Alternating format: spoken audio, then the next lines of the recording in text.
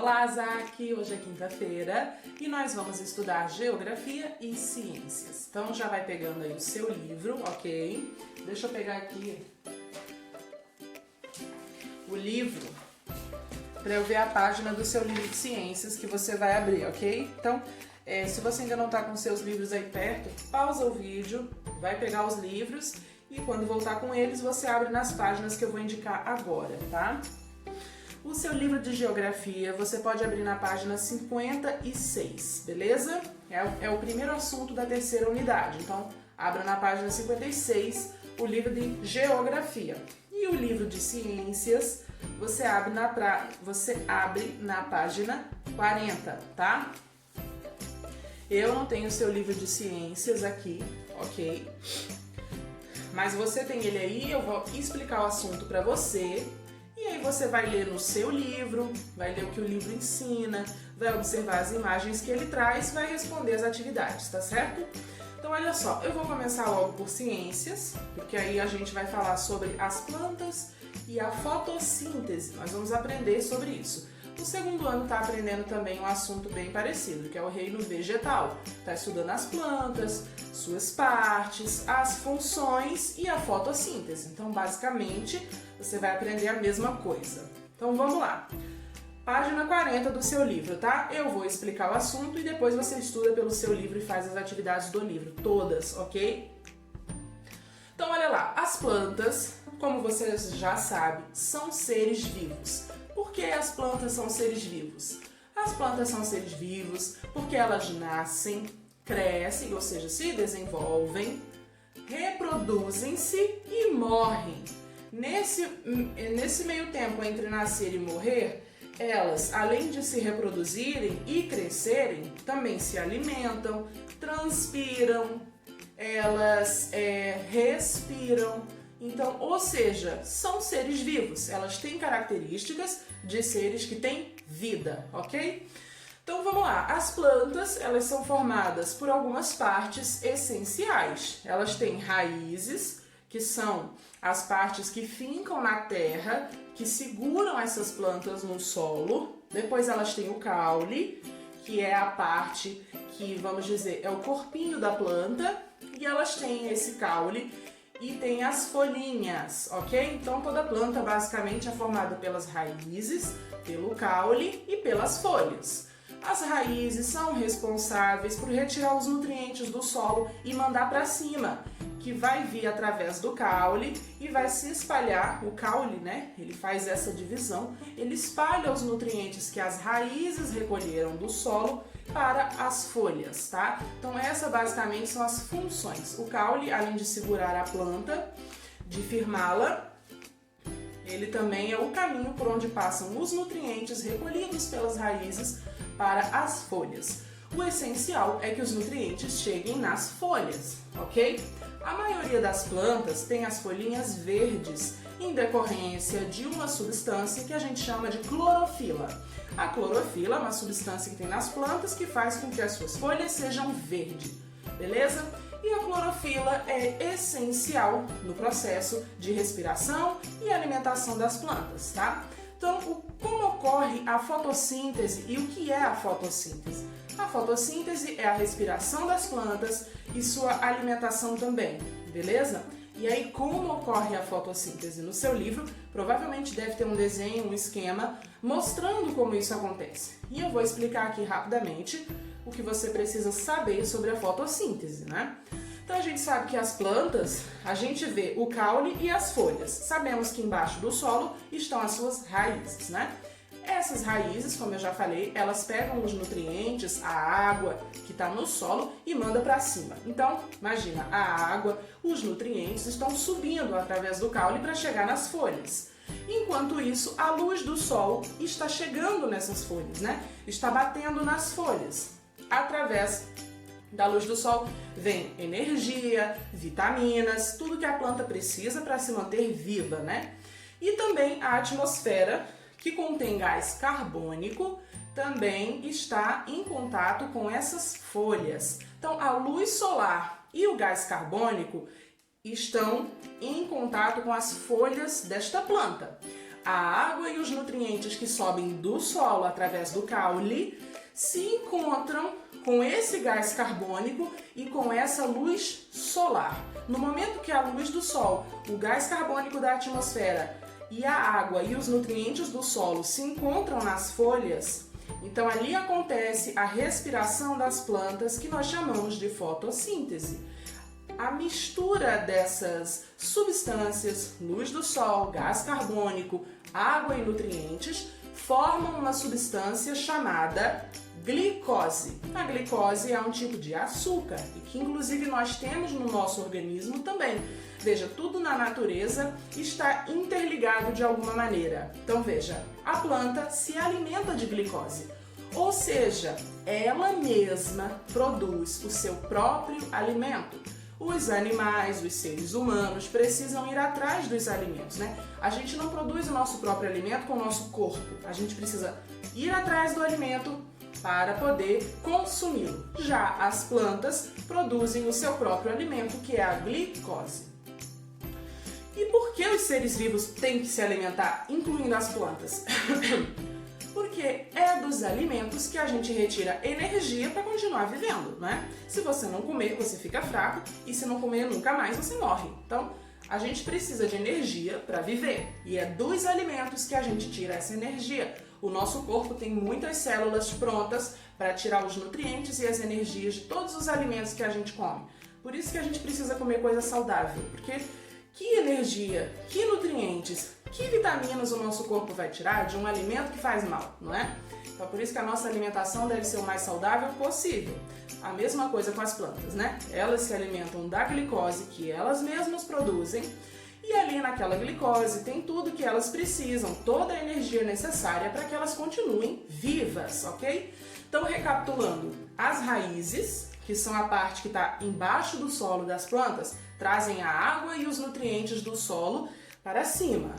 Essa água e esses nutrientes, ao chegarem nas folhas e se encontrarem com a luz do sol e o gás carbônico presente na atmosfera, viram glicose. Há uma mistura, um processo chamado fotossíntese, acontece ali, a planta respira, né? E aí ela cria seu próprio alimento, que é a glicose. Então ela se alimenta dessa glicose e depois desse processo todo gera um outro processo que chamamos de transpiração. A transpiração da planta é a liberação do oxigênio. Ela não precisa desse gás, então ela libera ele para a atmosfera, né? Então a gente sabe que as plantas, as árvores, né, as florestas, enfim, elas liberam oxigênio. Esse processo é a transpiração das plantas e é o que nos ajuda a respirar melhor, é o que torna o nosso ar mais puro. Então se você vai para um lugar cheio de plantas, cheio de floresta, com bastante verde, você consegue notar sem dificuldade que o ar é bem mais puro, ele entra bem mais fácil nos pulmões. Agora se você está no meio de uma cidade cheia de carros, cheia de gases poluentes, vapores das fábricas e etc., você não respira direito, porque o ar é poluído. Mas quanto mais árvores, quanto mais plantas, mais oxigênio e puro. É um oxigênio limpo, o ideal para a nossa respiração e de todos os animais também. Então, a planta, ela não respira oxigênio, ela respira luz solar e gás carbônico. Misturada a isso, seus nutrientes e a água que sobe do solo, que as raízes agregam, não é? Ela cria seu próprio alimento, a glicose, e aí ela pega ali toda a energia, todos os nutrientes, todas as vitaminas necessárias para continuar vivendo. Transpira, manda oxigênio para a atmosfera, para os animais, para os seres humanos, para a natureza, e assim ela segue fazendo todos os dias. Esse é o ciclo da vida da planta, né? Enquanto isso, ela fornece, dependendo da planta, se for uma flor, ela fornece alimento para outros animais, não é? Para o beija-flor, que vem colher o néctar da flor, né? As abelhinhas também coletam o néctar para fazer mel. Então, tudo isso está ligado com o ciclo da vida, da natureza, de outros seres vivos, dos animais, insetos e etc. As plantas são extremamente importantes para o ecossistema, para a organização da vida animal, né, e humana do planeta Terra. Então, por isso que quanto mais acontece desmatamento, quanto mais se destrói a natureza, pior fica. Há um desequilíbrio no ciclo da vida que prejudica não somente as plantas, não somente os animais, mas também a nós. Nós precisamos das plantas, nós precisamos dos animais, nós precisamos de todas as outras espécies para vivermos também. Está tudo ligado na natureza, ok? Então esse é o assunto de ciências. Faça as atividades que o seu livro pede sobre isso. Se você ainda tiver dúvida, né? Se você não entendeu alguma coisa, você precisa perguntar, entre em contato comigo, ok? Tudo que você não souber, que você não aprender, você precisa me dizer, para que eu possa lhe ensinar, ok? Então, leia também o que tem no seu livro, leia o texto, observe as imagens, faça aí as atividades que estão pedindo. E aí vai ter uma atividade de ciências aqui na plataforma, mas é uma atividade simples que você vai poder fazer sem nenhum problema, tá? E agora, por último, para encerrar, a gente vai para a aula de geografia. Eu tenho aqui o seu livro de geografia, página 56, tá? Eu vou dar uma lida no que o livro está dizendo e vou explicar para você. O assunto é fácil. Aí, de geografia, não vai ter atividade na plataforma, porque tem bastante atividade no livro, então é suficiente, ok? Então, vamos lá. A divisão territorial política. Então, a gente vai falar agora da divisão de territórios do Brasil, né, do nosso país. Então, acompanha comigo no seu livro, tá? Vou começar a ler.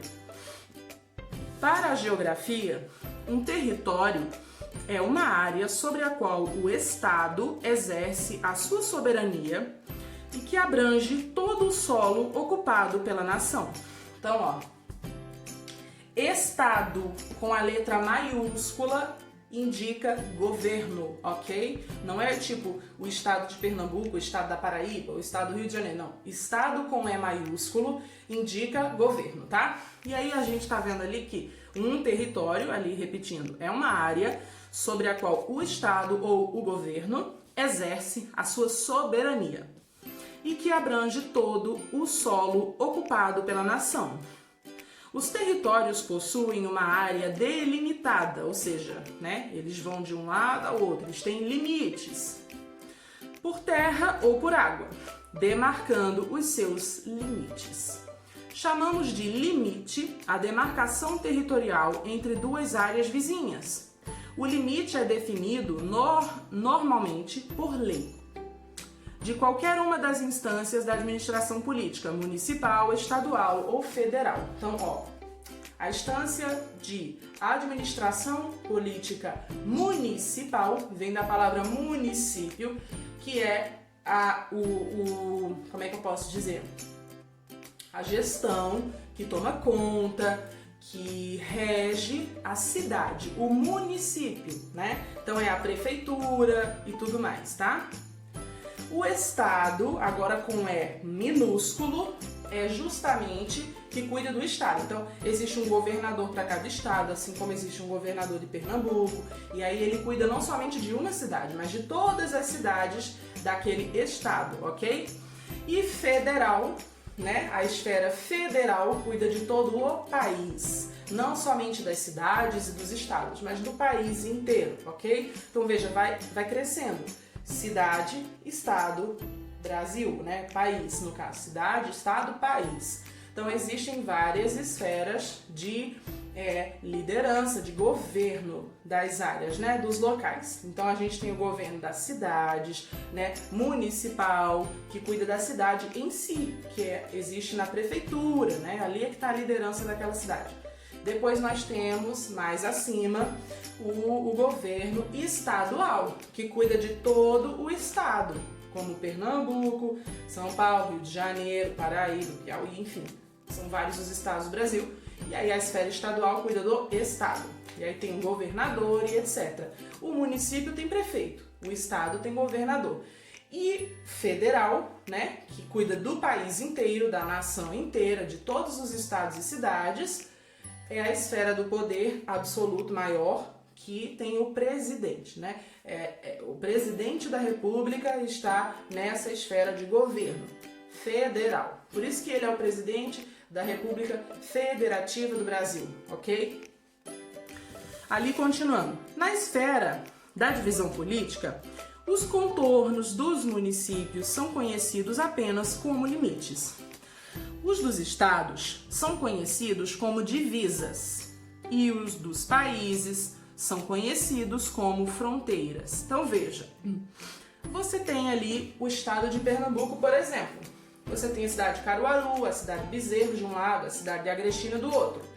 São as duas cidades que estão mais pertinho aqui de Caruaru. Então você tem ali, quando você vai ver até onde vai a cidade de Caruaru e quando começa a outra, ali nós temos o limite de Caruaru, vai até esse ponto. A partir daqui já estamos em Bezerros, ou a partir desse outro lado já estamos em Agrestina. Então, limites das cidades. Quando nós falamos de estado, não falamos mais em limite, né? Não há um limite no estado de Pernambuco, falamos divisa. Então, Pernambuco faz divisa com o Ceará, Pernambuco faz divisa com Alagoas, enfim. Então, Pernambuco faz divisa, porque é até onde chega o limite, né? A gente não chama limite, mas é até onde chega o fim. A partir dali, daquela divisa, já começa outro estado. E quando a gente fala do país, a gente também não fala limite e não fala divisa, a gente fala fronteira, tá certo? Então, o Brasil faz fronteira com a Argentina, o Brasil faz fronteira com o Chile. Então, ou seja, fronteira é até onde vai aquele país. A partir daquele momento, daquele lugar ali, daquela fronteira, a partir do outro lado, já é outro país, ok? Então, cidade, limite, estado, divisa e país, fronteira, ok? Continuando. O território do Brasil pode ser estudado em seu aspecto político e administrativo, e também em sua dimensão natural, econômica e populacional. Além da divisão política em unidades federativas que constituem os estados divididos em municípios e o Distrito Federal, existe uma divisão com base nas macro-regiões, tá? Então, por exemplo, o que é divisão em unidades federativas? A federação, que é a esfera, né, federal, que eu já expliquei, ela divide, né, fica decidido que ela divide o Brasil em estados e os estados divididos em municípios, ok? E aí o que acontece? Constituem os estados divididos em municípios. E o Distrito Federal? O Distrito Federal é o estado onde fica Brasília, que é a capital do país. Então, é a capital política, é o centro político do país. Existe uma divisão com base nas macro-regiões. Então, por exemplo, o que é uma macro-região? Nordeste, Sudeste, Norte, Centro-Oeste, Sudoeste, Sul, né? São as macro-regiões, tá?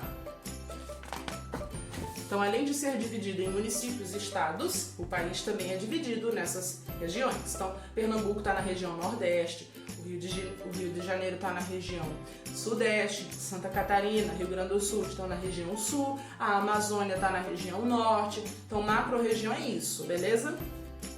E aí nós temos ali, agora virando a página 57, as regiões do Brasil. O Instituto Brasileiro de Geografia e Estatística, IBGE, dividiu o Brasil em 5 grandes regiões: Norte, Nordeste, Centro-Oeste, Sudeste e Sul. Dessa forma, é mais fácil estudar, organizar, compreender e administrar o país. Aí ali nós temos ali imagens representando cada uma dessas regiões. A gente tem primeiro a região Norte, é a maior região do Brasil em extensão, formada por 7 estados: Acre, Amapá, Amazonas, Pará, Rondônia, Roraima e Tocantins, beleza? Grande parte da floresta amazônica é localizada nessa região, beleza? Ali embaixo, região Nordeste, que é a nossa, né? Onde a gente vive. É a região com maior número de estados. Ao todo são 9. Alagoas, Bahia, Ceará, Maranhão, Paraíba, Pernambuco, Piauí, Rio Grande do Norte e Sergipe. Então esses são os estados do Nordeste. É famosa pelas suas belas praias.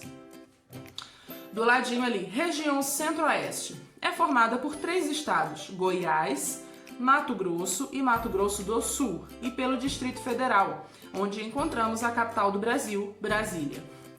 A pecuária é a atividade econômica que se destaca nessa região, com a criação do gado bovino, ou seja, de boi. Região Sudeste é formada por 4 estados: Espírito Santo, Minas Gerais, Rio de Janeiro e São Paulo. É a região mais populosa e apresenta a economia mais desenvolvida do país, com destaque para a metrópole nacional, São Paulo, a maior cidade do Brasil. E por fim, a região Sul. Possui 3 estados: Paraná, Rio Grande do Sul e Santa Catarina. É a menor região do país em extensão e a mais fria também. Então, essas são as regiões, as macro-regiões do país.